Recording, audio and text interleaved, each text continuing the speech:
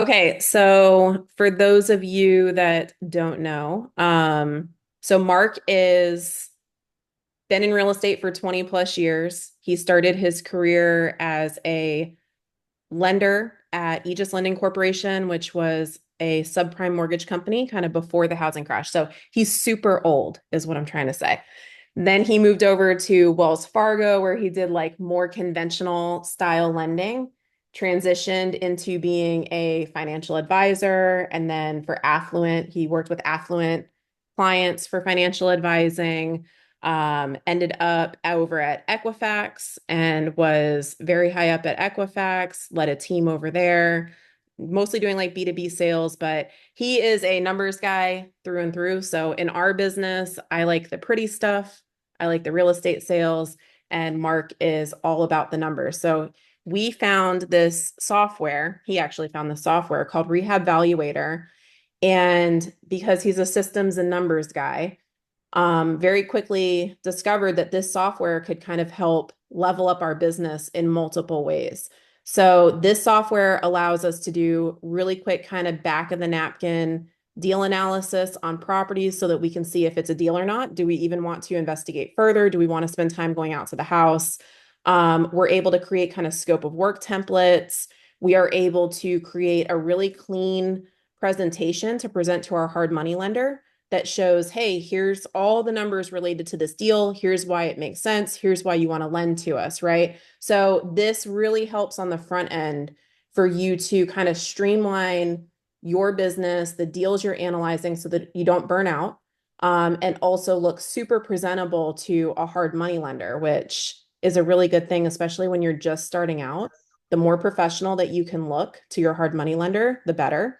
You're also able to create draw requests, cash flow statements, lender funding requests. I mean, this software is just a game changer. So Mark is going to do, I think, kind of a higher level training on all of those different components. If you guys have any questions, feel free to jump in and ask. I'll keep an eye on the chat.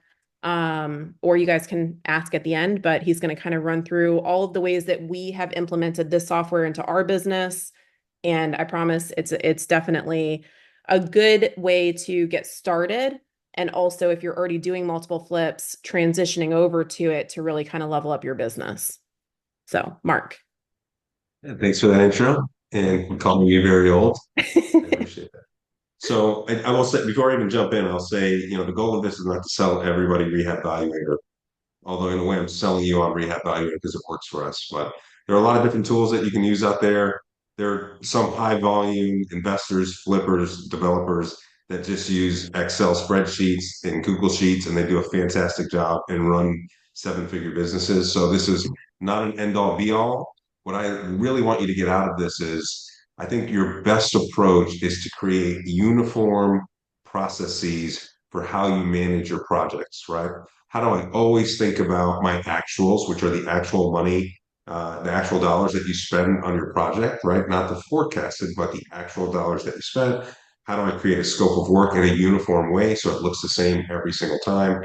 So, the idea of me taking guys through the software is not to convince you to use it, but to convince you that you want to use some uniform process. So hopefully, you'll look into this one a little bit further, but there are others out there too. And if anybody in the group has one that they use that they feel is excellent, just as good, please share that with other members of the group. Okay, here we go. Can you screen share with you on the screen? Yes, I can do Because on that. the It might be a on the little harder. recording, we won't see people. I can do that. Yes. So one of the reasons I also like Rehab Valuator is because one time I changed some formula in the Excel spreadsheet that we used to use, and it completely changed all of the numbers, and it was not a good thing for us. So this is kind of like also an idiot proof. You can't really mess this up software. So I recommend it for that reason. I love it. So that's really important too. So to Keely's point, if you use Excel, Excel is like a web, right? In the web, if you mess up any cell or any formula, the entire web can be messed up, right? So we literally went through a project where we're using our own created Excel spreadsheet that I thought was amazing because I'm this finance nerd and I do great Excel spreadsheets. and we made one little mistake. And then when we got to the end of the project, we realized, wait, our profit actually wasn't quite what we thought it was because it didn't loop in this group of cells, right? So you got to be careful. But so what I like about the software is, one, the software company is paying to make sure that everything's always buttoned up in terms of the formulas and the calculations. What I also like is we personally met the owner of the software, a gentleman named Daniel Clayman. If you guys are on YouTube, follow him, please. Super inspiring. Daniil Clayman, Kleyman, Rehab Valuator on YouTube. But Daniel's, I think, a year or two older than I am. So he's 43 or so. His portfolio by the end of this year will be like 85 million. His loan to value on his portfolio is like 66%. So long story short, he's a 43-year-old guy. He started as a rehabber doing historic houses just like us. And now he's got a $40 million net worth. But he built this software to help himself get through his flips. And now he's built a ground up multifamily development business. But he's still, very much a proponent of starting in the flipping space, the rehab space. And then there's, of course, ways to learn how to grow and in your investor journey from there. So there are So lots of what guys I want out to do there. is, Sorry, real quick, but there are lots of guys out there that'll say they own 80 doors, 100 doors, 250 doors, and they are just bought into some sort of a syndication, right? This guy sure, actually sure. does own all of these properties. So when you're figuring out who to listen to, in this space, you want to listen to the people that are not full of crap, that actually are in it. They are, owners of it, and they are transparent. That's one of the things I like about Daniel too, is he shares the good, the bad, and the ugly of it. So he's a good guy to follow. We had the chance to go fly up there and meet with him in Richmond. He toured us around all of his property. It was a really good experience. Sharp guy, but he started here doing flips just like us and grew from there. So that's what I hope for all of us. So this is the premium version of the software. They offer a free version online. It's called Lite. It's of course free, but it just doesn't really give you the capabilities that make the software useful. Honestly, it's just a way for you to get kind of in the system and then say, hey, you know what? I want to look into the premium and then purchase the premium. It's only $50 a month, so it's pretty inexpensive. But you want to use the premium software if you're going to do a lot of the stuff that we're going to go through today. You want the premium version of the software. So what I'm going to do is I'm going to take you through a deal that Nick and Krista gracefully sent over. One, because I love the numbers on them. But two, we'll just do, hey, this is a real deal about to be purchased, not yet purchased. Let's analyze it in real time. So I want to show you guys how we do that. So when I go here, I go into start a new deal.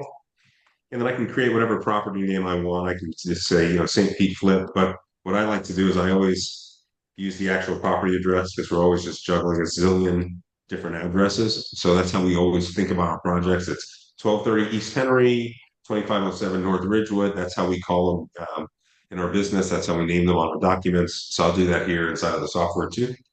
What I like about the software is once I put in this property address, it is going to pull from MLS systems. So MLS is multiple listing search, just like what the realtors use to see properties that are available on the market or that have sold. And systems like Zillow and Redfin, they're considered MLS or multiple listing search websites. So this is pulling from those same software tools. So I just put Hey in a Mark, portion of the I address. think a couple people are having a hard time seeing seeing both you and the computer screen. Is there a way that maybe you can just take yourself off and just do The the full computer screen? screen. Yep, I can do that. Yeah, I was thinking it was small too. So good call.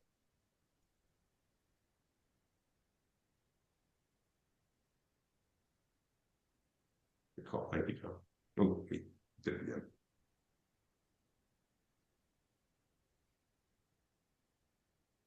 Okay. You saying you don't want to see my face, John? Is that what we're talking about I'm here? on a laptop. I don't mind looking at both. I'm just sharing the feedback. Don't shoot the Who messenger. needs who needs enemies when we have friends like you? That's good. Okay, so we type in the address here and it just pulls in. So I go get data. So if you think about it, deals are coming across my desk, the addresses are coming from wholesalers, or maybe I'm, calling or search. I'm in the neighborhood, right? And I see an address, I can type it in. You can get a mobile app version of the software. I don't use it because I prefer to have my laptop on me, and I'll do a hotspot if we're doing it that way. But I just do get data, and it shows me who the owners are, right? Mailing address for those owners. tax assessment, and usually you have a little more detail here. For some reason on this particular property, the bedroom bathroom variation didn't come through, but we have the square footage, right? 784. We have the year bill. So it's giving me, you have things like last sale amount, last sale date. So it's, if I'm thinking about a seller right off the bat, I'm like, oh, okay, I don't have to look through a zillion systems to see their mortgage as of today is probably 80 grand. This house is worth 400 grand. So there's obviously enough margin for them to potentially consider a sale, right? So it's just giving me this data, pulling it through for me, nice and easy. I'm going to save that, and here we have the deal. So Now, this first question, page is just, can you add the data that is not like can you add those blank fields if you wanted to? Like if you wanted to put in the yeah, bedroom count? absolutely, good call. Yep, absolutely right. So if I wanted to add them, I could. And I might actually do that, right? Because later on, I'll show you, we're going to show how to derive a funding request that we send over to a lender, or we may have a deal sheet that we share in our group meetings. And the deal sheet can be used to secure capital from a private lender that's giving you gap funding. So maybe you're going to do a hard money loan for the first lien, but you need, 80,000, 60,000 down payment to get into the deal. So you might want to fill all of these out. That way, when you present that deal sheet, they can see the full picture. That's a really good call. So if it doesn't pull through, yeah, you go back into this property info section and you just type it in so that in other places in the software, when you're deriving different documents to run the business, all of those details are there. Really good call. So this is Nick and Krista's deal. I think we're buying this one for 90,000. It's actually All the details here. Sorry. 94. So 94,000. Yeah. Right. So I just put in the purchase price here, 94,000. Now with closing costs, I can either put a percentage, which is typically what I do. I'm just doing a quick off the cuff analysis. I'll just say, hey, I know 2%, and we've talked about these numbers before. 2% are typically my upfront costs. These are the title costs, so legal documents to ownership, um, and other miscellaneous fees. But just for the sake of quick deal analysis, I'll do lump sum 2%. Afterwards, when I actually close on the deal, I may go in and put a detailed input of what those things were, or even just a more accurate lump sum. But for the sake of this presentation, we'll just say 2%. And then you can even enter your holding costs. Now, sometimes when you're pretty deep in your business, you may just know, hey, for the type of properties that I do, my closing costs are 8 grand over the life of the project. But I like going here and just saying a detailed input and actually typing these in. So I know I typically pay about $300 a month for my insurance premiums, $150 a month for my electrical bills, $50 a month for the water. Let's call it $80 a month for lawn care. All right, so I'm just putting in a handful of these items that I know I'm going to pay throughout the life of the loan. And what's nice about that, so it's coming to this determination of $580 a month. As I am doing my analysis and I'm saying, hey, maybe this is a 3 month project or maybe this is an 8 month project, it's going to adjust my holding costs according to the time period that I put in. So it's going to give a more accurate picture of what I'll actually pay to hold the property and these miscellaneous costs than if I were just to use a lump sum, because that's normally what I pay. I'd rather it adjusts. That way, if my project takes longer and I come back into the software, it'll adjust it. So that's real quick, just entering holding costs. So our projects are typically, I don't know, somewhere between 4 and 7 months. So we're going to say 4 months on the rehab. Let's just say 2 months on the sale, just for the sake of argument. What's nice is you can do different financing options as well, and it's going to calculate everything for you in real time. So we typically are financing our deals. So it's financing. What is your lender cap, your after repair value or cost of project? What is their cap? In our case, and for most of us here, if we're borrowing for hard money, we're going to get 90% loan to cost financing or 85% loan to cost financing. So the lender is going to say, hey, whatever that acquisition price is of the property, we're going to give you 90% of that acquisition price and typically 100% of the rehab. But in this case, we're going to say max cost to be financed 90% of cost. Let's say discount points in the beginning, you're going to pay 2%, especially on lower loan amounts. Other costs paid to the lender. So I may say, hey, I know I'm going to pay a processing fee to my lender, right, just to get through the loan. So I'll just say 1.5%, $100,000 purchase price here. We don't really have rehab it there just yet, but for the sake of argument, we'll just say 1.5%. Like my closing costs are paid up front, so I'm going to pay my points at closing. Rates are between 10 and 12%, 8 and 12%, depending on the lender and type of loan. We're just going to say 11% here for the sake of argument. Interest payment paid during the rehab, yes. So we're typically paying interest only payments during the rehab portion of the loan or during the holding period when we own the property before we sell it. Split back end profits with lenders. So this is like in a case where Jillian was discussing earlier, where she's coming up with creative ways to do deals, right? Whether it's as a lender or some form of capital partner. You know, us, if we know that, hey, I like this deal, it's a good deal, but I need to find a capital partner, you can choose, hey, I'm going to split back end profits with the lender. And the lender in this case is going to be your private money lender. So you say, I'm going to give them 50%. That would be in the case of an equity capital partner. For most of us, we'll say no here because we're just doing a hard money loan. So we're not splitting profit per se on the back end. So the ARV, Nick and Krista said they put a conservative ARV for this one at 245, but they just sold a property down the block without a garage for 275. So an inferior property because it doesn't have a garage. So I'm going to give them 275 because our goal was to go above asking, right? So I'm going to say 275.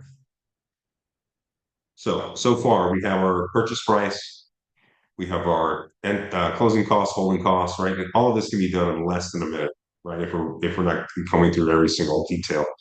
275 is our after repair value, months to complete, projected costs after sale. So I know Nick and Krista are realtors, so they're not paying both sides of the transaction. They're typically going to pay the selling agent that's bringing the buyer, so that's 2.5%.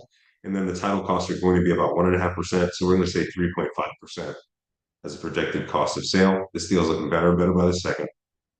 The only thing that we've missed so far is the rehab. So I go here to rehab.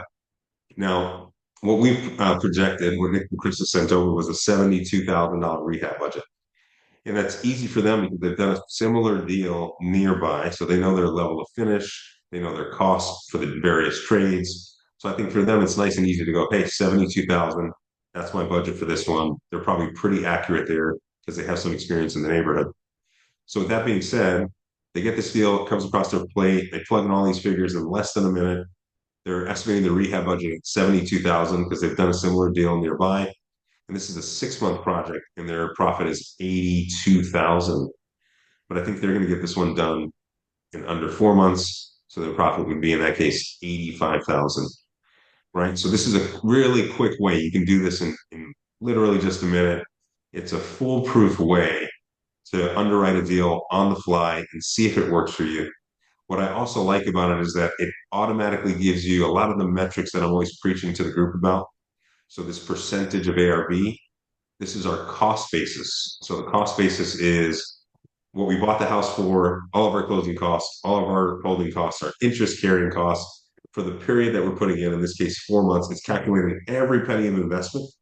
And it's saying, okay, according to every penny of investment, what percentage of my forecasted after repaired value is my cost basis? And we're at 69%. So in this case, it's a 30% profit margin. That's a good deal, right? So congrats to Krista and Nick on this deal. But you can quickly see if this were to come across their plate, they can underwrite this thing in seconds. Nick has an Excel spreadsheet that has similar numbers, similar outcome. But here, of course, it's being managed by the software, quick and easy. What I also like about the software is not only are we analyzing the flip so quickly, so easily, but we're also able to see, hey, if I were to rent this out instead of selling it, what does that look like? So in this case, again, 275. Let's just say it takes us 2 months to rent a property. That's fine. Operating incomes, we're going to say, hey, it's one unit.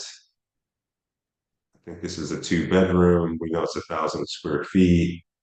I have no idea what this, Nick, Krista, keep me honest if you know what this would potentially rent for. But I'm going to Actually, I tag have that out info here Um, for you, Mark. how much is the uh, potential rent, please? 27.6 a year, which breaks down to 2,300 a month is the market estimate. 2,300 a month, perfect. So we say 2,300 a month. Vacancy loss, I'm just going to say 10%, right? So that's the time it takes to maybe turn over a renter. A lot of operators don't even put that in. But we'll just say a 10% vacancy loss, $2,300 a month is our gross rent. Okay, good. So we got that. That's the income if we go to rent it. Projected operating expenses. We know we're still going to pay hazard insurance. I'm going to call it 120 a month on this one. Let's call it 150. Let's take an argument. Property taxes. Nick, do you have the taxes on this one? Uh, Sorry, just unmuted. Not Okay. 100% sure because it was last sold in 1975. So I think All we'd have to right. calculate the millage on this one. No problem. Let's just say, yeah, no, 2000. Let's take an argument. 2000. And then these utilities, because we're typically going to pass that along to the tenant, we're going to put zero in for all those utilities, right? We may do some landscape maintenance because we don't trust the tenant to keep up with that. Let's call that 80 a month every 2 weeks. And then update. Okay. Then we're going to go here and say, yes, we want to refinance into permanent financing. So this is what we always hear about, what you call a BRRRR, right? Buy, renovate, refinance, repeat. So that's the idea here. We bought this, we renovated, we created the value. And now we're trying to say, hey, if we did permanent financing, what does that look like? Typically, you'll get 80%. I think 7% is a fair. Actually, John, keep me honest. DSCR Probably loans. 70 to 75, I would put for the percentage, and then the rate, I'd probably go like 7.25. John, I'm also curious when you guys are looking at refining like a burr loan, do you guys have a vacancy rate that you use kind of as a safeguard or no? We use 5% as like a standard for single family, and then if it's multifamily, we defer to the commercial appraiser, and then that's going to vary market to market. But uh, St. Pete, a multifamily that I did out there, it came in at like 7, and then Miami would be like 3.5 to 4%, to like give you Right. some kind of context. Awesome. So let me just double check and make sure I've got all of these details right again. So what we're doing here, we analyzed it as a flip, $85,000 in profit, 81 to 85,000 in profit as a flip. We're saying, hey, if we go to keep it, what does that look like? So we're at 275 on the ARV, operating income, monthly rent, $2,300 a month. If I have more than one unit, I can add them in. Operating expenses, we're going to pay for insurance, we're going to pay for landscaping, and we will pay for property taxes. That's what property taxes are. We're going to say 180. Okay, there we go. So now we have a net operating income on the property of $1,453 per month. So we refinanced. We took cash out on this one of $50,000. Our profit was $24,000. Right. So what that means is that profit at refi is the money that we got back above what we put into the deal. Right. So we put 20 some odd thousand into the deal and we got 50,000 cash out at refinance at 75% LTV. Mind if we go to 80%, that goes up, we get more cash. But I think 75 is the way to go because that's just going to let us cash flow. So if Nick and Krista decide they can get their initial capital back, 24 grand, plus another 26 grand for their pocket to use on another deal, and they keep this property as a rental. Cash flow is pretty low, but what they get here is they don't have to pay taxes on flip, right? So if they get their flip income up to $500,000 this year or more, they're paying a third of their money to Uncle Sam, right? Unless they find some other creative way to offset that income. But what they would do Mark, just if they were curious. to burn this, yep. Oh, sorry, I see the new. It says under line 50. It says new mortgage payment monthly is. It looks like negative 1407. Is that right?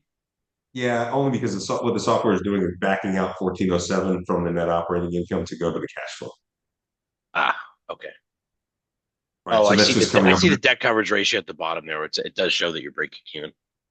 Yep, exactly. Yep. Okay. So I think this works either way. Now, the cash flow is a little tight, although you could raise rents over time.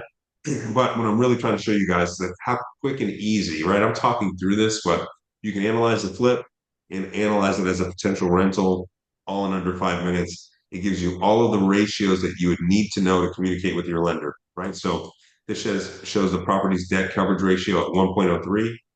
So I think the bare minimum is 1%, right? So they want to know that your mortgage payment plus taxes and insurance will be covered at the very minimal.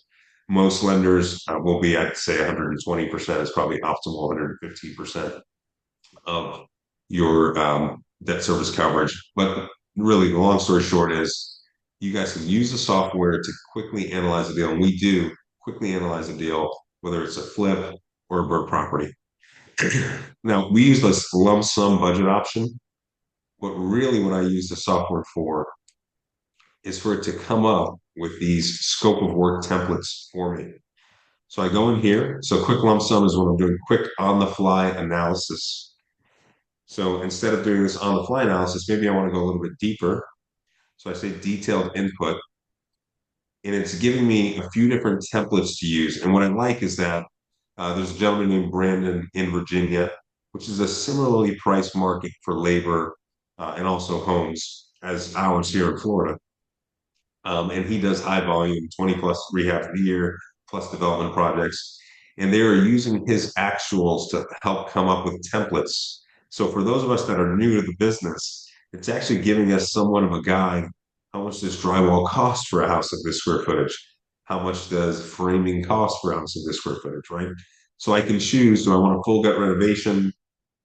Is it a duplex? Am I doing a full gut renovation with an ADU? What's nice, I'll take you through the full gut renovation really quick.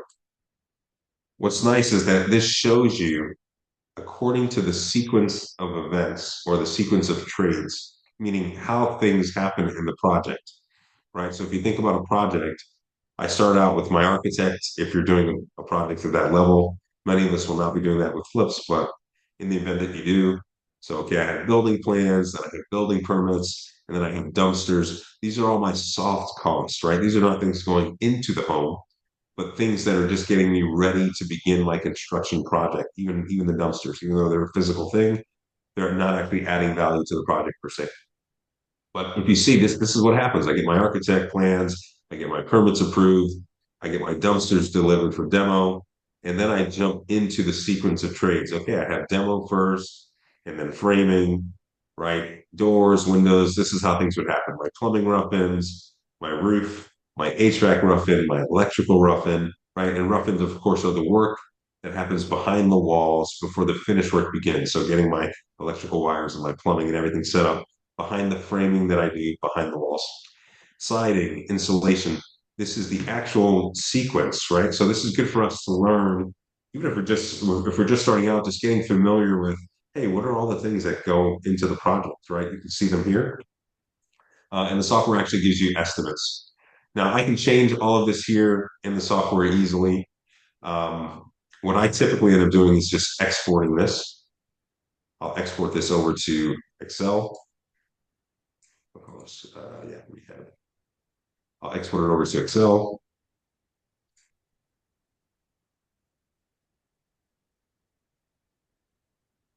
Right. And every single time, all of my projects, when I'm tracking my costs, it always looks exactly like this, right?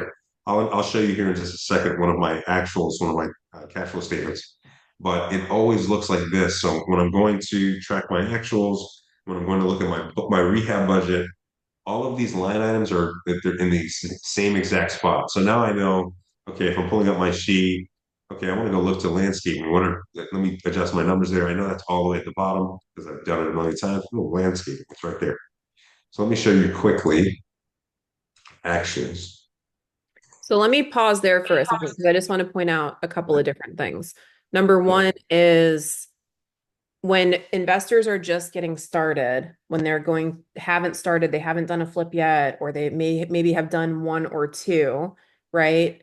It can feel very stressful and chaotic because you're not yet systematized, right? So a couple of the hurdles that new investors have, and when I say hurdles, I mean like mental roadblocks to getting started, are how do I know that this is a good deal, right? Number one. And that first tool that Mark showed, where it's exporting the information and it's pulling comps and it's doing all of the things to analyze the deal for you, that's a huge assist, right? That's like almost as good as having a realtor. So what you want to do is you want to use that system, and then on deals that look like they could be deals, those are the ones that you would then bring to a trusted real estate partner to say, hey, can you put some human eyes on this, right? Because the system's not perfect, just like Zillow's not perfect and Redfin isn't perfect, right? So you do want a human being to double check things before you would move forward. But this is giving you a really good, like, kind of basic automated, almost like an AI assistant to help you analyze those deals. And then the other roadblock that people tend to have is, I want to do a flip, but I don't have any idea how much things cost.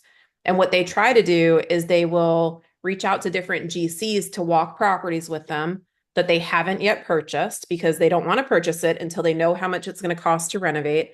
And a GC is not interested in all that. And so they're either going to give you the super inflated estimate because you don't even own the property yet. They're just going to throw some number at you. They're not going to take you seriously. You don't look like a legitimate investor if you're calling random GCs and having them come out and price projects for you, right? So these are like huge barriers to entry for flippers that this software does help you overcome. Because when we started using the software, we actually ran through all of these line items to see like how they stacked up against what we knew we had been paying for certain things. And it was pretty spot on. So again, it's not perfect and every investor has different numbers and you'll tweak this as you start doing projects.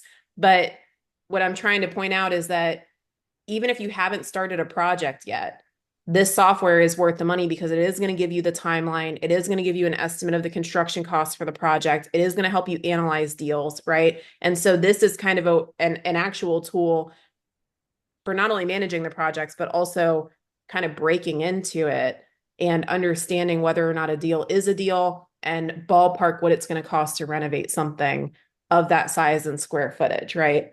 So I just think that's really important there. And a couple things to point out is that a lot of you will go through the software after the call. So some of these line items are missing.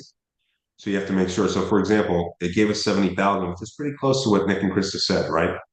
But mind you, for the windows, if you look here, there's no amount in the actual budget line.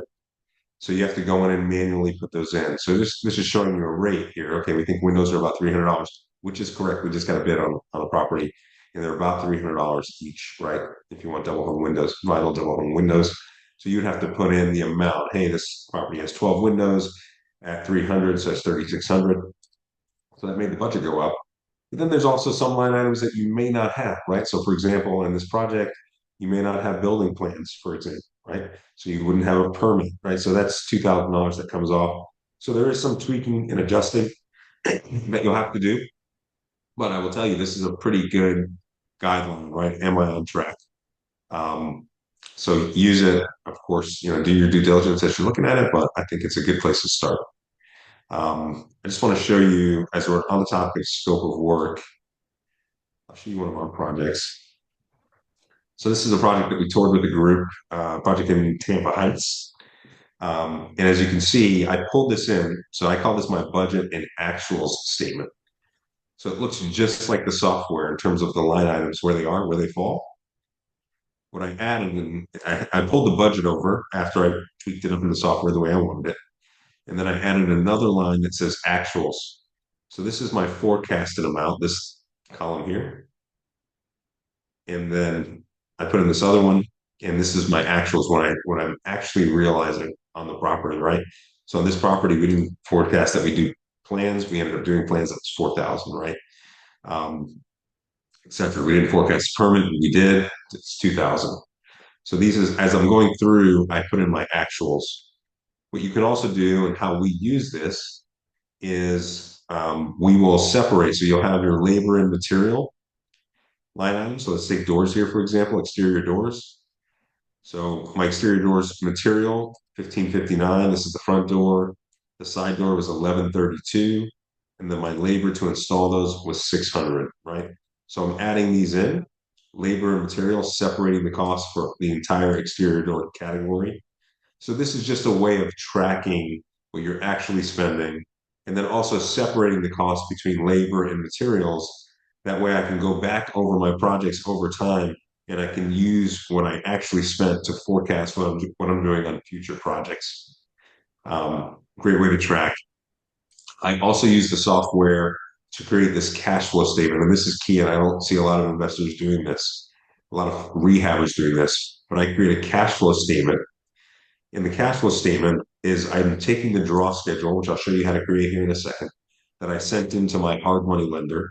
And my draw schedule is similar to my scope of work, but it's overly simplified because I don't want it to be so difficult with my lender. So those categories are kind of condensed. There's fewer line items and they're lumped together. But this is the actual for this project. This is the actual draw schedule that I submitted to the lender. So I know in my rehab budget, it's 122,500. I'm going to get that back in rehab draws over the life of the loan, right? Over the project. And then as I'm receiving those draw payments back, I put them here as a credit. So this one so far, we only have the roof payment back, right? So I put it here as a credit. And what I track here at the bottom, so I derive this right from the software. And what I track here at the bottom is every single penny that I spend on the project, right? My earnest money, that was a cash flow out. My appraisal to Mike Scarpa, always a cash flow out. I never Like even get a Scarpa, we discount. want a discount next time. We want like All the these we want the years, all member, these the years, $50 member special discount for all our these appraisal. years, never a discount. But as you can see, every penny I'm spending is tracked here as a debit out of my account. If money came to me, so in this case, my lender gave me a line of credit. If money came to me, it was 116,000, so it was negative, right? So it was a cash flow that came to me instead of a debit. So I put it here as negative. But long story short, what this is calculating is every single penny. I mean, it doesn't matter how small that goes out. $30 for lawn care. That was a lawn care cut. So I'll go through part of my admin and think about all my projects, and just do this tracking. I have the check number. I have whether it's debit card or check. Maybe it's an ACH. So I put that here for cash outflows. Put the details. Put the date it happened, so I can track it on my bank statements. And I know on this project, I have $40,000 floated. So out of my operating capital for my business, I know for this project, I have $40,000 currently floated. So I might have three other projects that have 40,000 each. So in that case, I have 160,000. So I can go to my bank and my bank account and say, okay, I have this amount of cash on the bank account, and then I have 160,000 floated on my project. So I always know for my business where my cash flow is. If you didn't create a uniform way to do that, you'd just be guessing like, oh, I think I have X amount floated out, right? But here I know the exact dollar amount of each project, so I know how much money I have. That way, if a deal comes up, I can say, you know what, I want to buy that deal. What I need to do is make sure I submit my draw request. Right. So in this case, we're almost through all of these items here. These first few items, I could drag those over into my credits. So I'm requesting a draw request for those items. And then I can say, go to the bottom. I'm actually only $5,000 cash floated on this project. And then I get this all back in a cash flow from the lender, right? So let's pause So here real quick for just a couple of like yeah, 101 items. So sure. number one is if you hate math and you hate spreadsheets like I do, this all feels very overwhelming.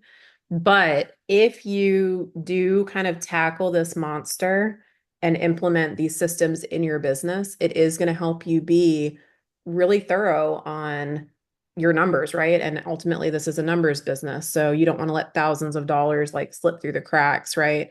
So it is a lot, but once you learn it and once you've systematized it and once you've tweaked it and made it your own, it's easy because you're just doing kind of the same process over and over for every property and you're able to actually track your metrics appropriately. That's number one. A little tip for how Mark breaks down all of the different expenses. One of the kind of, I guess, hacks that we do, one of the things that we have found just to be a really simple, easy way to do that is obviously he doesn't necessarily have the time to or the desire to every time he spends something open up the Excel spreadsheet and plug that in. So we, on every project, we start an email thread that literally is just, it says receipts, and then it says the project address. And then anytime something is purchased, the receipt gets added to that email thread. That's all we use it for. If something's paid online, I'll literally, him or I will just send an email to that email thread that says $30 paid via Zelle for lawn care. And then once a week or at whatever point in time he has some time to sit down, he can go through and it's like the exact dates, exactly what was spent, what account it came out of. And it's just kind of a really simple way to be able to track those expenditures without having to like sit down and track every single one. You can just do it all at one time and you're able to do it on the road, right? So I think that's important. The other thing I think we should touch on real quick is just kind of the difference between these different line items that you're managing or these different spreadsheets that you're managing, right? So you're going to have an actual rehab budget, and that is breaking down your actual numbers into very specific line items and categories. But then when you move over to the draw schedule, if you're doing a hard money loan, right? The lender is covering your renovation expenses, but they're not paying you until you've actually done that work and completed that work, right? This is just kind of like a 101 tip because a lot of investors, when they submit their scope of work on those first couple deals, they make the mistake of making their draw information and their breakdown very specific. And then what happens is when you request a draw, the lender's like, well, you didn't install this or you didn't do that. And they're equally specific. Where if you group things the way that Mark has them groups more into categories, you're able to get bigger chunks of your draw money, your renovation money back. It's just like a quicker, more efficient way to do it where you're not debating with the lender about what was done and what wasn't done. If something hasn't been completed, they'll typically just give it a percentage. So they might say, oh, you've done 95% of the texture, drywall, and framing, so we're going to give you back 95% at this point. But you don't want your like breakdown of budget to be very specific with the lender because that's going to hurt you when you go to request draws typically. Yeah, really good call.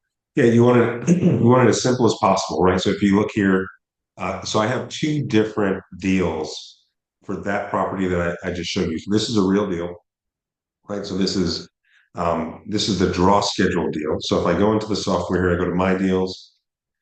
It's 2507 North Ridgewood. That's my real deal. And then I have 2507 North Ridgewood draw schedule. And the reason why I do that, I did it separate. The draw schedule is a more simplified scope of work.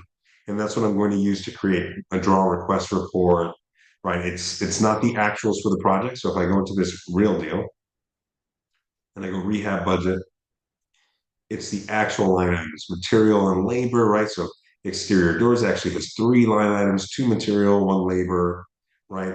There's a lot of line items on here. You don't want the lender to get this because if they do, they're going to make sure every penny is checked off. It's just too much. It's overwhelming. I think John would agree. You don't want to submit this. It's too much for the lender. So we simplify it. So if I go back to my deals, I go to the draw schedule version. And So to Keely's point, this is simplified so that we'll do a separate Zoom on managing draws and what that looks like, kind of yep. how you should set up your draw schedule, kind of some tips on, being able to kind of maximize the money that you're getting back from the lender. So we'll do a separate Zoom on like that area of it. This is just kind of showing you like what you're going to set up in the software to manage those projects. Yeah, exactly. So very quickly, something I didn't touch on before. If you're doing the deal analysis, you can actually pull comps here. So what's really important is that, for most of us, we don't have access to MLS unless we're realtors, then we do. So we're going to have to look through Zillow and Redfin and a bunch of different systems if we get a deal come across our plate to see, what are the comps for that deal. We're going to have to go look in a map view. What I like about the software is I can just go to comparable sales. It gives me this map view of the property and all of these recent sales around it. So right off the bat, I can just take it and say, okay, what are the comps here? And I can, click on them and see. Here at the bottom, I can filter them according to the price, highest to lowest. I can go year built, right? So I know this is a 100-year-old bungalow, so I'm probably going to be most comparable to these 100-year-old bungalows. So 1925, 1925, right? So I may want to filter if I'm thinking about comps and first look at your built. Distance, also really important. Maybe I go to distance, right? I want the closest comps to my property. They are likely the most comparable. And then I can select the ones that I like. So it's going to be a little bit of art and science where I'm looking at the numbers to come up with them, but I'm also looking here at the map, right, to see what's realistic, right? This may pull a comp on the other side of the river. We know it's a different neighborhood. So it's not really a comp. So a little bit of art and science. But what I like here is that if you're not a realtor, if you're just started, first few deals, or even us, like me, I use this before I pass it along to Keely for her to do an actual valuation. I first see here in the software, do I like the deal? Does it make sense? Can I find properties nearby that support the value that I need for it to be a profitable deal for me, according to that quick deal analysis that I just went through, right? I go to return to inputs. I came up with a 770 after repair value. And I'm saying, okay, let's go to comparable sales. Do I have values that support 770, right? So I can go right here. Okay, we got 850. Really good comp for us on Francis. Same square footage, same year built, sold in May, 850. Awesome. 750, 750 on Riverside Drive. I think Mike appraised this one at 770 for us. So But this it's is been a a few months. really, this is, you can use Zillow to kind of help you do comps, but this is a very user-friendly system. This is very similar to how MLS works. It's just not as detailed. There's not as many categories to sift through the comps, but this entire setup right here is really, really good for comping out properties. Real quick, Mark, there's a couple of like rapid fire questions. Um, So, so Jeff wants to know, could you summarize the financial metrics you would focus on to determine if it's a good deal, if it's your first deal? again, excellent question. So one, I think for your first deal, typically when we're just starting out, we have a lower amount of capital, lower amount of money that we can invest. So the first thing you have to do is really think about, according to the amount of money I have to invest, what kind of property should I be looking at? And I think the idea there is I want to have enough money for my down payment and my closing costs. So that let's call it 15% of the purchase price plus closing costs. Let's just call that another 10 grand for the sake of argument. And I want to make sure I have 25,000 in working capital. So that's money that I can use to pay my tradesmen, my contractors, and then get reimbursed by the lender. 25,000 in working capital. And then I would say for your first deal, keep yourself at least 3 to 6 months, if not more, of your interest reserves. So then I would take your total purchase price plus your rehab amount, just for the sake of back of the napkin math. Purchase price plus rehab amount times, let's say, 11%, the prevailing interest rate, divided by two, because that's 6 months of interest, right? So I know I'm giving you a lot, but what you're thinking first before you start looking at property is what property I can afford with the amount of capital that I have. That's first and foremost. Once you figure that out, you're going to nail down a neighborhood, right? Because you're going to nail down a neighborhood according to the price points for distressed property. So crappy houses that need to be rehabbed, I need to be in that 300,000 range. You may look in Tampa, you may look in Seminole Heights, right? You may look south of Gandy. So you're going to find your neighborhoods according to the purchase price that you can afford for your first investment. Once you figure that out, then what we're really thinking about is I want to buy, and this is just our own financial metrics. I want to buy at 55% of the projected after repair value or less. We have figured out for the price points that we bat in, and that's exit prices between 5 and 700,000 commonly, that we really want to be at 55% of our after repair value for us to put 100 to 120 grand in the house and then still make the profit that we want to make. Now, it may be different. Let's say your entry price is lower. So instead of where we're buying it, 300 to 400,000, you have to go 2 to 300,000. Well, the rehab for 1,000 square foot house is about the same, whether you're buying a $200,000 house or a $400,000 house, because the tradesmen, they're charging you to renovate a certain amount of square footage or a certain amount of bedroom and bathrooms, right? So maybe the material cost is a little bit less, but more or less the cost to renovate, a nicer house in a nicer neighborhood is pretty similar to the cost to renovate an interior house because the construction itself, that cost doesn't really change until you start going into higher end luxury level price points, right? So I tell you that to say, if you're buying that lower threshold, like 2 to 300,000 as an example, you may need to buy even deeper than 55% of the after repair value. So you may even have to say 40% or 45%. I think the deal that Nick and Krista just presented to us, they're 30 or 35% is what they're buying the deal for compared to their after repair value. It ends up being an awesome deal, 85 grand in 3 or 4 months, right? In and out, they already have a comp that is theirs right down the road. So a lot of the risk is off the table because they can just point to that comp and say, hey, same operators that did it to the appraiser. So yeah, on the lower end, so for example, they're buying that deal for 94,000 instead of where we're buying three to 400,000, they're buying the deal at 94,000. So they really do want to be at that lower 35% of the after repaired value for them to do the renovation and still make a good profit. And even with that being said, I'm giving you a lot, and we can do another call on this. I think it's a super important topic. Every investor is going to have a different strategy, right? So, for example, the houses that Keely and I do, we're putting 100 to 120,000. They are moderate to full gut rehabs. So we're replacing electrical, plumbing, HVAC, roof, and all the cosmetics. But I don't think there's anything wrong if you find a deal that just needs cosmetic upgrades and you can make good money on the deal, meaning 15% profit margin or better. There's nothing wrong with just doing an easy, $40,000 cosmetic rehab. That's okay too. Maybe that's the strategy that you take as an investor is, hey, I'm going to make it easier on myself instead of doing these really labor intensive, construction heavy, full gut rehabs. And I'm going to look for deals that are more cosmetic. I can put the pretty finishes in them, create the value, make 50 grand in 2 or 3 months. Those are the ones that I like. That's just a different strategy. There's no right or wrong.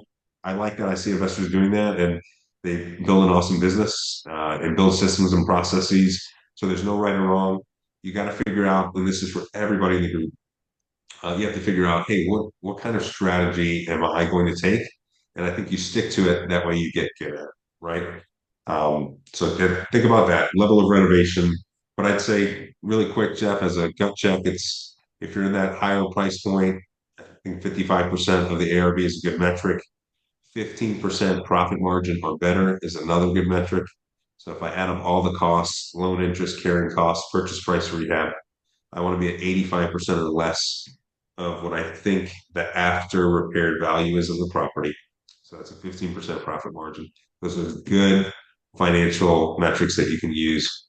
But if you can find a different strategy that works, just make sure you think about it in terms of metrics that you can repeat, rinse and repeat, so that you're buying good deals. All right, so next question. Do you make the rehab budget on Rehab Calculator and then export it to Excel, or is it a different template and more detailed on Excel? Very good question. So yes, I do export it. I'll go back into the real deal for this one. So this one here, this is the actual rehab budget for one of our actual deals that I created in Rehab Valuator. So it's still pretty simplified, but When more you say detailed. created, are you putting in actual estimates Yes. Yeah. for Well, this for us, we project? were forecasting because we can use previous projects, but a lot of the line items, I just use what Rehab Valuator gave me, right? So a lot of them they're common anywhere. For example, to install a door, this is saying 2 doors at $250, right? The quantity of doors, two, the rate, 250. The software gave me that, and that's actually what I pay to install a door in Florida, right? So some of them I'm using according to what the software says. Others I'm putting in my own amount. So for example, the HVAC, oh, the software might have had a different amount for the HVAC, You are but tweaking it in Rehab Valuator. I'm tweaking it in Rehab Valuator before I save it in the software. Okay, and then it And gets remember, this is exported. so pro formas, right? So forecasting is always forecasting. We do the best that we can with the information that we have. If you have past projects, of course, all the better. If you can lean on other members of the group, other flippers, do that, right? That's what the mastermind is for. You're just starting out on your first or second deal. Go into school, go into the thread and say, hey, I'm creating a budget template. What should I be thinking about for HVAC costs? And let a couple different investors say, hey, my guy charges me 8 grand. I've paid in the past 10 grand, right? That's use the platform for that. It's a great way for you to make sure that you're kind of watching putting up some guardrails as you're creating your scope of work. But yes, I think the simple answer is I'm going in and I'm putting in my own numbers that I know of for sure. And then some of these were just automatically given by the software, which I trusted because labor costs for a door install is the same everywhere, that kind of thing. But I get this all buttoned up. So from here, when I reviewed it thoroughly, it was 121,993, and I asked my lender for 122,500 on my draw schedule. So my rehab budget for the lender that they're going to reimburse me for was just about this amount, 121,993. I asked for 122,500. In the beginning, if you have the room, if the deal has the room, meaning you bought it deep, like Nick and Krista, 30% of ARV, instead of asking the lender for 122, exactly what I asked them for, because that's exactly what I plan on spending, you may want to go 132 and give yourself a little bit of buffer so you get some cash back. Or if you go over budget, it's already accounted for in your rehab draw schedule. We'll do a separate Zoom kind of tying in like again how to kind of manage how to finagle these numbers to put yourself on top with the lender. For us, it's a little different, right? We just want to be quick. We're okay with this because if we go over budget, we have cash, right? But in the beginning, you may not, right? You may really be getting through project to project until you build up, what we call a capital base. You get some cash, right? A couple hundred grand in your belt or more. Maybe you're starting off that way. But for us, we know we have cash sitting on our operating account for the business because we've been at this a while. So I'm okay with submitting to the lender my exact budget, what I think as far as the dollar figure, because I know I have other cash to pay if I go over budget. But what I did here is I got as close as I could, and then I did export it, right? So I ended up exporting rehab budget, and then I pulled it into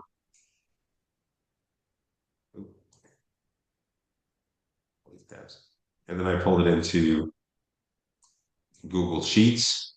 And once it was in Google Sheets, I did a little more altering. But when I track the project, I don't use Rehab Valuator anymore. That's really important. Some of the investors that use Rehab Valuator, they use it as a single source of truth, meaning and I think that's obviously a great way to do it.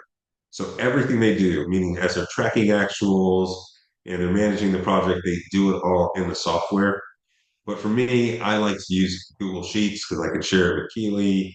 I can manipulate it the way that I want it. It's a little easier for me to use in a Google Sheet. So what I do in the software is I create my scope of work, my line items to the best of my ability, get it buttoned up the way that I like it, and then I pull it into Excel, pull it into Google Sheets so I can share it. Maybe this is with your partner, it could be a capital partner, or whoever's helping you on the project. Or even in the case where you needed some help from the group, you wanted to share it right with somebody. But I like Google Sheets, easier to track. I can save it forever, right? So if I saved everything on the software, all of my actuals, and I decide I no longer want the software, I no longer want to pay $50 a month, well, then it's in the software. Whereas if I have it in Google Sheets, it's mine. I own it forever. And this is what I use for taxes. So I think this is a better way to do it. Once you get it all buttoned up, get it to the way that you like it, and then you pull it in the software and you can manage it from here. Okay. So with the rehab being on a draw schedule, how do you set up a payment structure with the GC? And this is kind of Cool. not software related, so we can keep this kind of high level and do another Zoom because I think this goes in hand with like, managing the draws, but just kind of high level. Yeah, yeah, very good. So what I would do, let me pull up. Give me a second here. I'll pull up an example.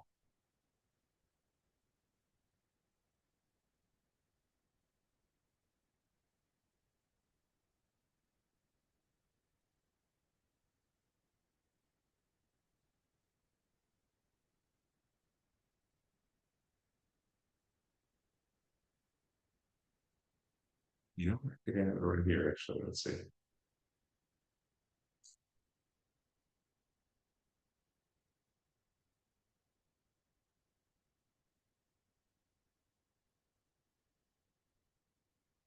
see.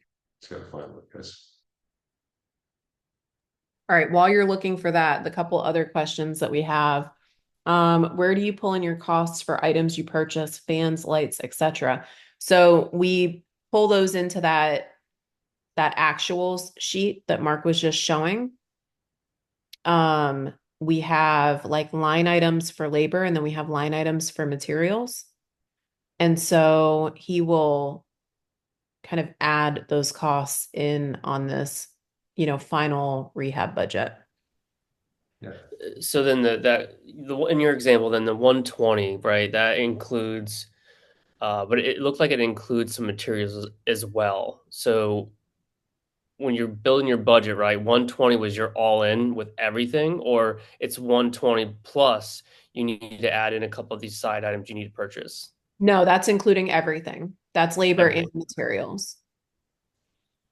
Yeah, Yeah. good question. So when you're creating the initial budget, Roberto, what you really want to do is you're thinking about the category, right? And what am I going to spend on the category, right? So for example, let's just take HVAC, even though we don't do it this way, I think it's an easy way to think about it. So, okay, HVAC, what am I going to pay for HVAC? I called around to the group. Hey, I normally pay, $10,000 for my HVAC, right? But then you're going to say, so when you're breaking down your budget, it might be your unit, the material, so the condenser and the handler and the ductwork, that's $7,000. That's material. And then your labor is $3,000, right? But when I created that 122.5 budget, I just said, hey, my HVAC cost me 10 grand, right? So, the same thing with, other trades. The real materials that you separate are going to be things like tile, right? So where I see some flippers, and not that it's right or wrong, if it works for them, it works for them. But what I see them do is they go by room. They say kitchen is X, bathroom is X, right? So bathroom number one cost me 5 grand, bathroom number two cost me 7 grand. But if you think about that, what does the bathroom have inside of it?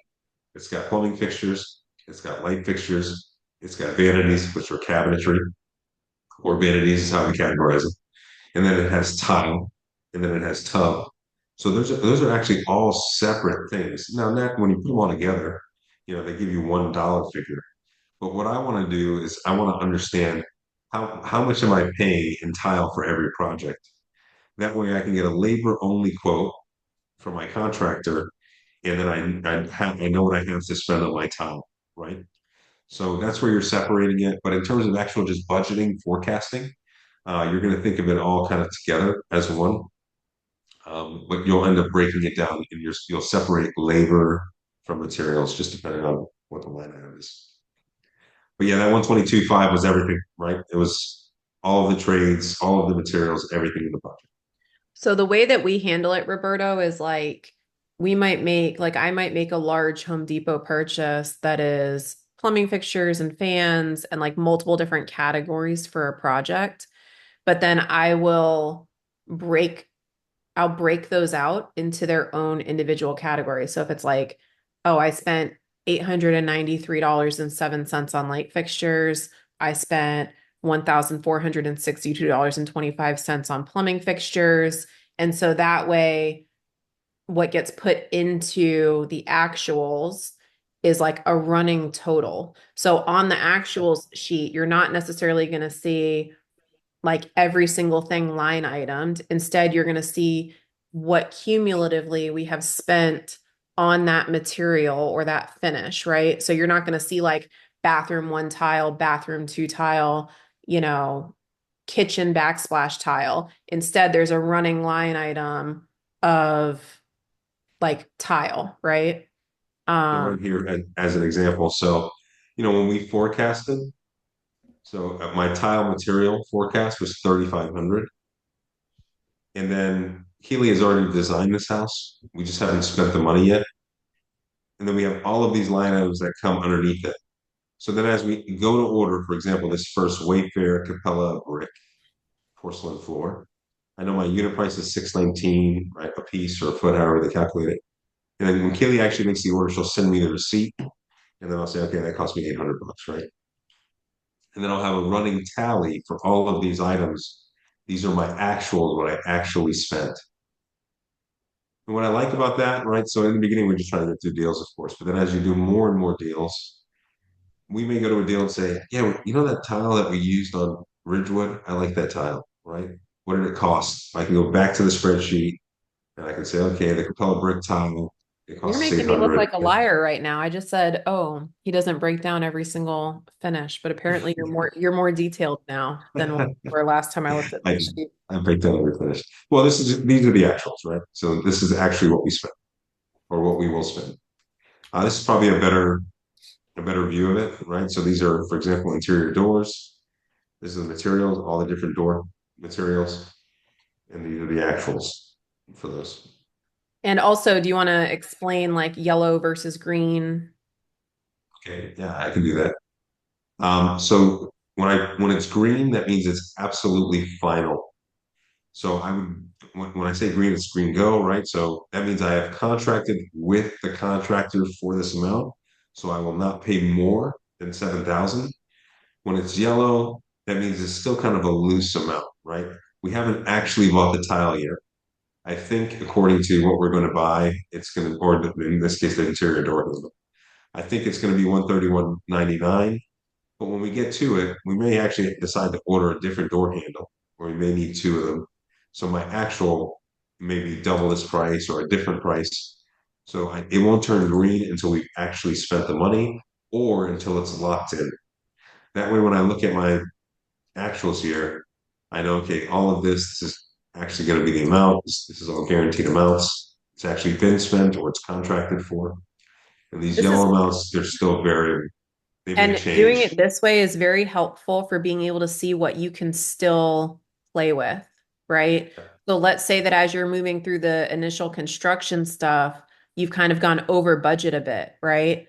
But when I go through and I'm looking at what is still outstanding? What haven't we spent money on yet? Maybe there's an opportunity for me to pull back on some things and eliminate some things to get us back aligned with our original budget. So it's really helpful to have like a quick view of what is non-negotiable? What can't we change? What can't we finagle?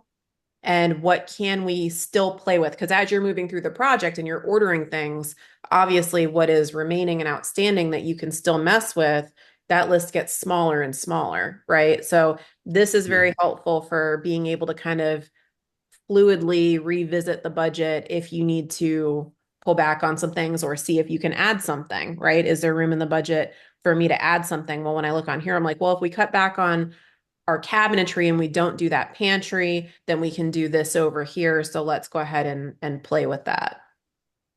So green means it's locked in. We've already spent it. It is an actual, or we have already contracted for it, so it can't change. That's green. Yellow means, we've done some research. We think this will be the amount. So if I get a bid that I like, for example, electrical or something like that, I may put in the name here of that contractor, and I'll put the bid amount here in yellow, but it's not guaranteed. I haven't chosen that bid yet, but it's still giving me an idea. Hey, if I go through with that bid, that's going to be a part of my budget. So yellow is kind of almost there, but not quite there. We haven't spent the money. The white, these are all still forecasted amounts, right? We haven't done the actual research in this case. Well, Keely has, Like just our but not ballpark. communicated with me. For cabinetry, how much is that going to cost? So this is what I forecasted at the beginning of the project, either with my lender or just on my own budget. So it's still white. So green is go, yellow means loosely, I think that's where we'll be. And then white means these are still forecasted amounts. Right? Do you have a template of the sheets document that you're dropping it into for the draws and actuals? This sheet that I'm dropping into for the draws and the actuals. So this is what I'm tracking for profit for the project, right? Cash flows, budget and actuals, cash flows, my profit statement, right? My closing costs will pull in. This is my financial statement for my project, right? I know at all times exactly what I'm spending, where I am to date, and what my profit will be on this project. So So this is correct, separate from, go ahead. so say correct me if I'm wrong, but I think that the answer to this question is the template is within Rehab Valuator. And then that's getting exported into Google Sheets and you're using that. So like in Mark's version of Rehab Valuator, you'll see there's like public templates and then there's some that are labeled my templates and those are the ones that are labeled my templates. Those are ones where we've over the numerous projects that we've done, we've got our own version of the template, right? That's a little bit more specific to our business. So the template is in here for the rehab, for tracking the expenses of the rehab, and then that gets put into Google Sheets. But that's separate from the cash flow statement, which is monitoring the draws and the inflows and outflow of our actual working capital. It's a very good question. So, yeah, you're absolutely right. Let me just do this for settlements of this deal. I'll do it for Nick and Chris's deal. So we'll go to 180, 1831, 26. So in this case, rehab budget. Keely's point to go into the template. So these templates are from the software, which are tried and true. This is a developer thinking, what are all the line items that I'm putting into a project for a full gut project, for a multifamily, for new construction ground up, right? This is the developer, the software developer, who is an actual real estate developer. This is his team coming up with the line items that I need. But then we also have our own template. So this is a budget draw template. So this budget draw template is what I would use. And see how this is super simplified, right? So if I went here to this full gut rehab template, a lot of line items, a ton, material, labor, material, a zillion. But then I go to my budget draw template, and this is actually what I used for that last project I showed you. It's simplified the way that I like to receive my draws, right? I know the roof is happening almost right off the bat, so I can protect my property. It's also a nice lumpy payment. I have it in at 25 grand. My roof may cost me 15 or 17. So I'm not getting a little extra cash up front. But this draw template is separate from the actuals template or my actual budget. And So is I that would actually also create, separate from cash flow? Are you looking yeah, yeah, at the three separate good. templates? Now I see where you're going. Okay, so very good question. So I have my budget and actuals, those are the real numbers. That's what I'm using to go into the project. Then I do this draw schedule template. I actually end up opening a separate deal in the software. So I have one is a real deal and one is just my draw schedule deal. So That's so I can manage let my me give a real like pause real quick and just give you yep. guys who haven't done a hard money loan yet. And again, we're gonna do a deep dive into this because I think it's super important for people who have not gone through the hard money experience to understand the finagling of the numbers on hard money loans. But just super high level, why are we creating two separate deals, right? The actuals deal sheet, those are our real actual numbers. So when we finish this project and we sell it, and this sheet says that we profited $62,847.32, that is the real amount of money that we profited off of that deal. It accounts for every expenditure that we had. It crunches all of the numbers, the closing costs, everything is accounted for, right? That is different than your draw schedule with your lender because you're wanting to essentially max out, most likely, what the lender is going to give you for the rehab budget, because that's going to mean less money out of your pocket, right? You're also going to want to be paid back very quickly from your lender. So you're not necessarily breaking it down into a zillion different categories because you just want to go to the lender and say, hey, I'm through demo framing windows and doors. Give me my money for all of those items. And they're very simple line item amounts. You're not like nitpicking exactly how much money you spent down to the penny on each of those items. So that's why you're keeping track two separate ways. You're keeping track of what you actually spent, and you're keeping track of what you're telling the lender that you spent so that you can get reimbursements. That's why you need two separate deal sheets. Really smart. And just to touch on something, so we have our own. So these are the budget templates from the software, and these are updated quarterly according to the high volume rehabbers and developers, what they're realizing in the market for prices for labor and for prices for material. So they're really good to refer back to. But we do a few a year, right? So we have our own. And the reason why we have our own is because some of the line items that are in the standard, software templates, they have things that we just don't deal with in terms of construction because their properties are slightly different. So I like to have my own. It's quicker. This is how our projects look. So this is our actuals template. Or they might To lack Keely, things that we have here in Tampa that are right? common Or to us, exactly, right? exactly. And then the draw schedules template is much cleaner, much easier, lumpier in terms of the amounts, right? A little more strategic. So how I use the draw schedule for the cash flows, right? So if we go here, this is the draw schedule. So this is what I know I will be reimbursed for in the project from the lender. This is the actual draw schedule that I submitted. And it looks very similar to that template that I just showed, right? Roof demo, trash out electrical, and then I go back here into the deal, real deal, cash flow statement, roof demo, electrical, right? Demo, trash out electrical. It's the same template.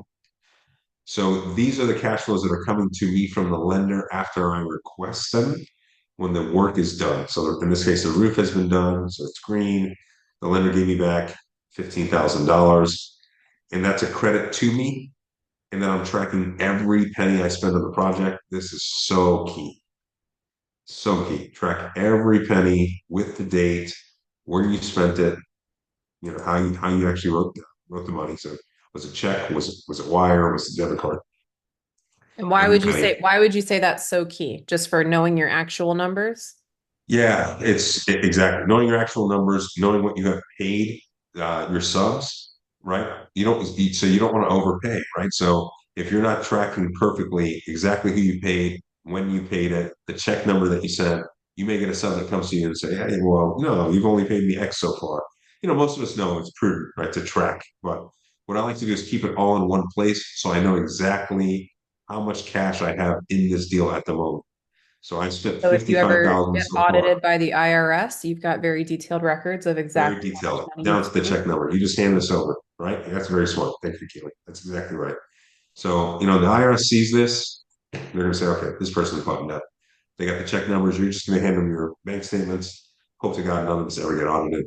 But yeah, that's exactly right. This is just really prudent, right? It's smart to manage the business, very detailed like this. It doesn't take much more time to be clean and exact about the numbers. And you'll feel so much more confident, way less anxiety, knowing that you're tracking every penny perfectly.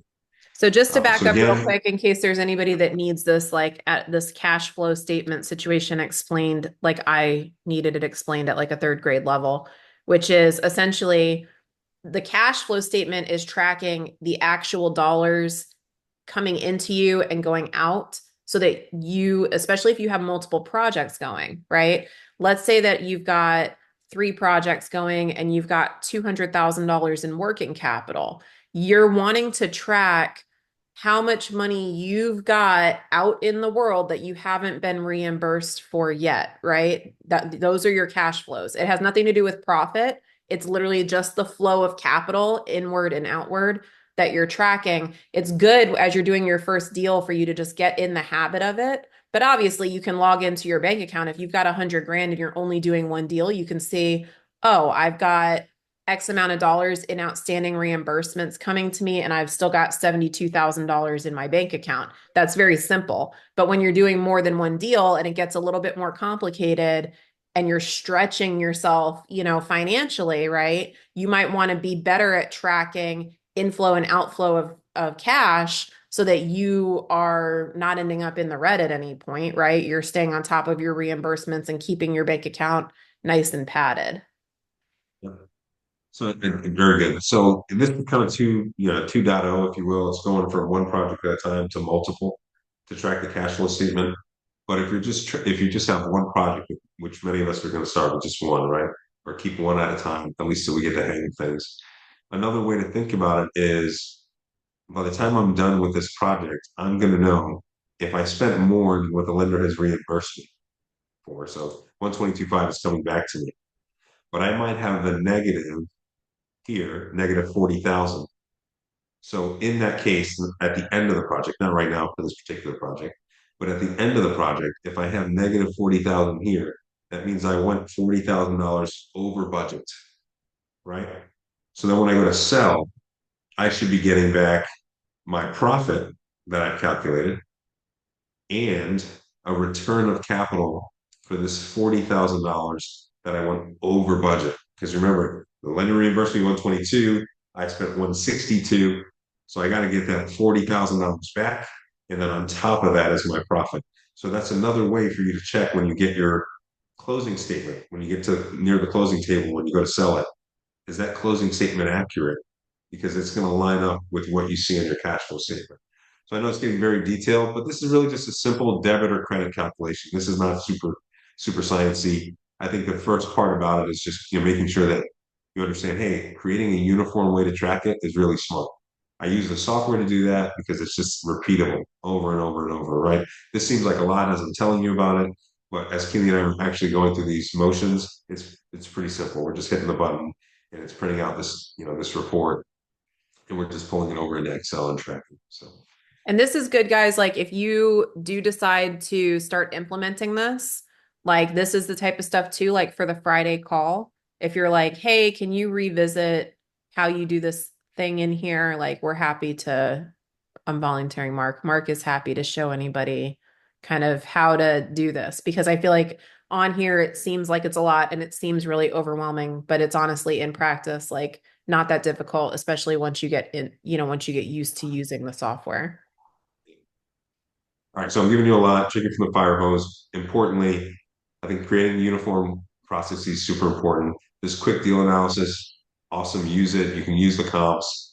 What I really love about the software and what I think has helped us level up, and it's just so simple. It really is so simple. So these reports, and these are the deal sheets that I hand out to everybody during the onsets. So this is a buyer presentation flip. So I hit that button, and it's going to pull in these pages here. I say generate. I can put in a picture of the property, which we always do. I might do a description, um, which I recommend. But what I'm doing this for is I'm creating a sheet that I can share with potential investors, right?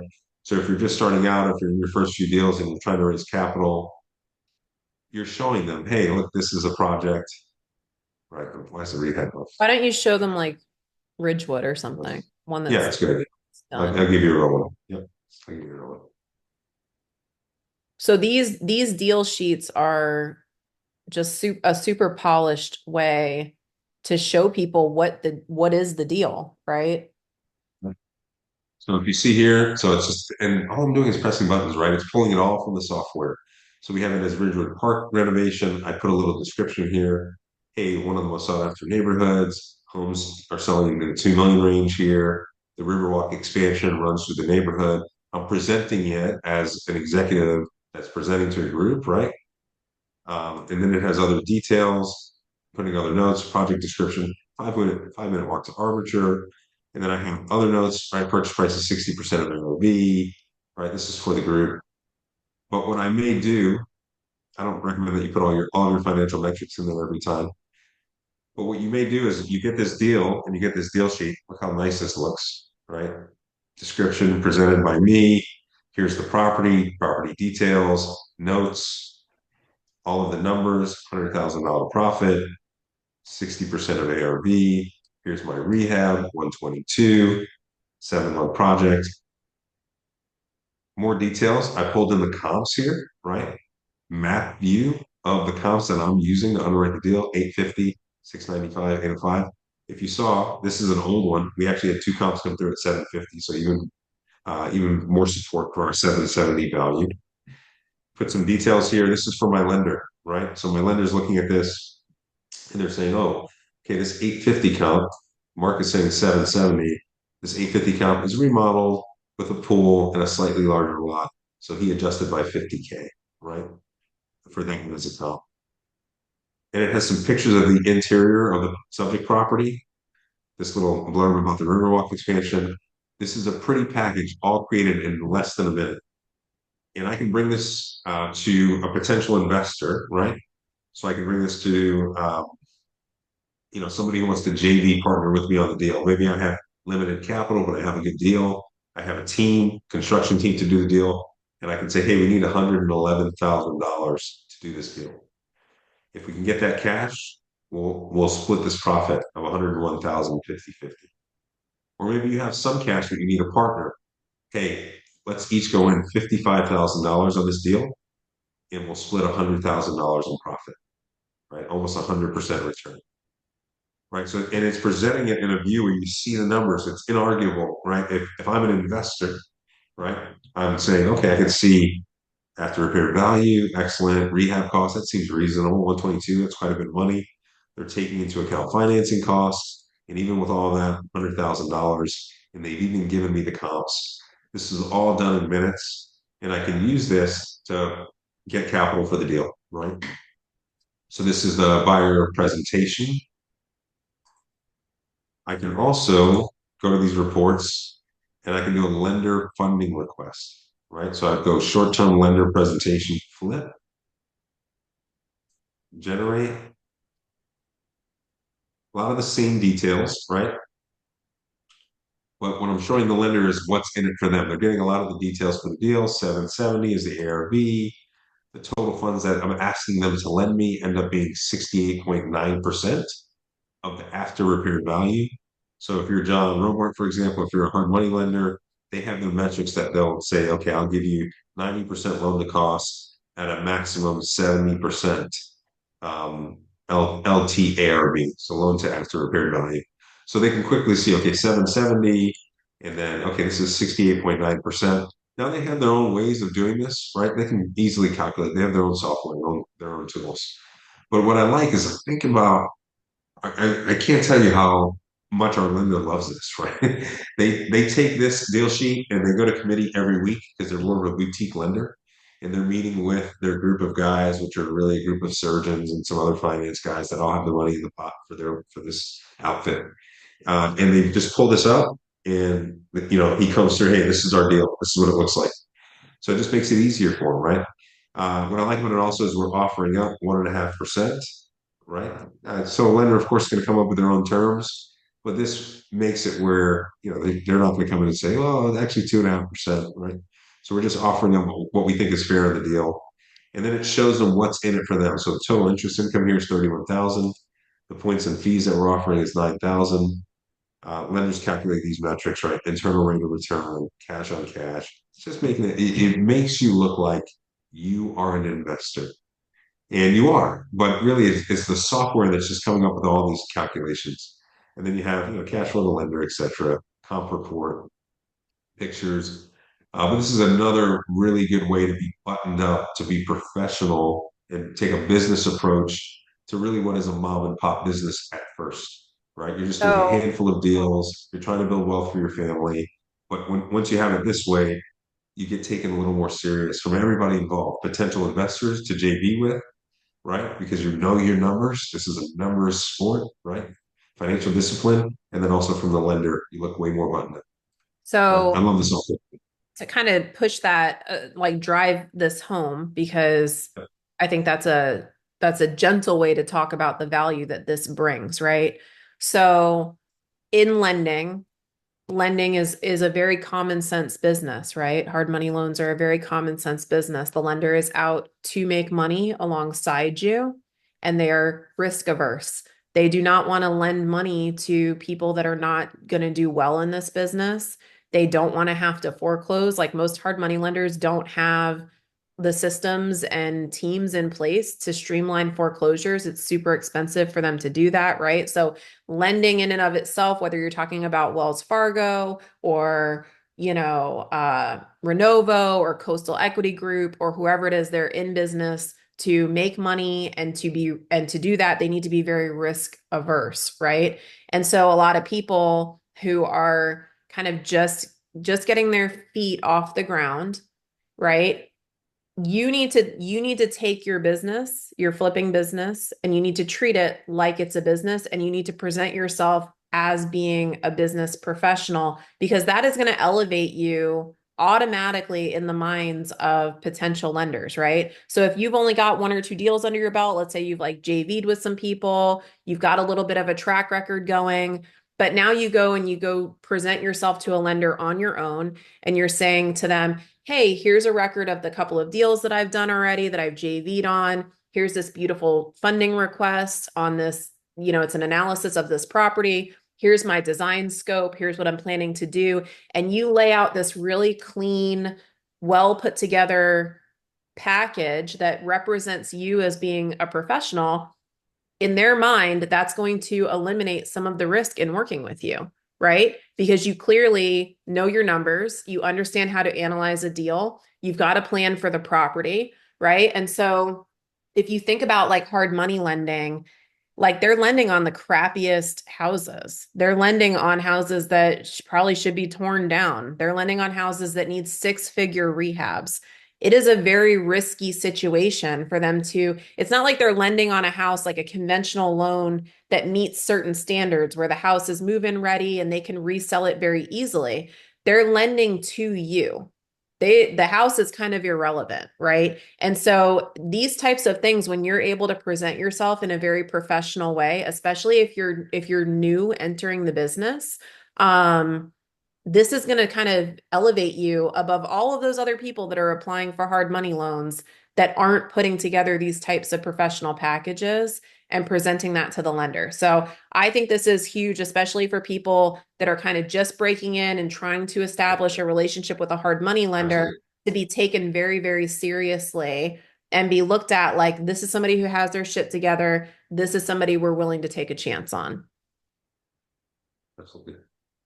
Yeah. So when Keely and I first started in 2013, we bought the first deal in cash, and this is back when you could buy deals for, I think, when did we buy the first one for, Keely? 60 grand, something like that, 90 grand. We bought it in cash, and then quickly we're like, hey, we like this. We did well. We made 40,000 on the first deal back then, 2013. We were living an hour from the city, so it was a big deal for us. Um, and we said, hey, we want to scale up, but you have to go to a hard money lender, and they're saying, well, why should we lend to you, right? So we really just had to sell ourselves like you would, like you would sell a product, right? We had to really lay it out, presentation format back then, because hard money wasn't what it is now. But we really had to sell ourselves to get into that first loan. So I think this is a way of doing that, right? Without coming off too eager, but saying, hey, I have my ducks in a row. I know my numbers. And they're not really seeing this, right? Flipping is really more of an entry level thing until it's not, right? So you really built a business out of it. But the vast majority of flips that are done are being done by mom and pops, right? People that are just doing a handful of deals a year, that kind of thing. So to go take that mom and pop, kind of feeling and turn it into something like this, where it's more buttoned up, more like a business, especially in the beginning, I think you're more likely to be taken seriously, and somebody will roll the dice on you if all the other financial components to your application make sense. All right. We've given a lot, hour and a half of financy spreadsheet review. Let me stop. Any questions? All right, cool.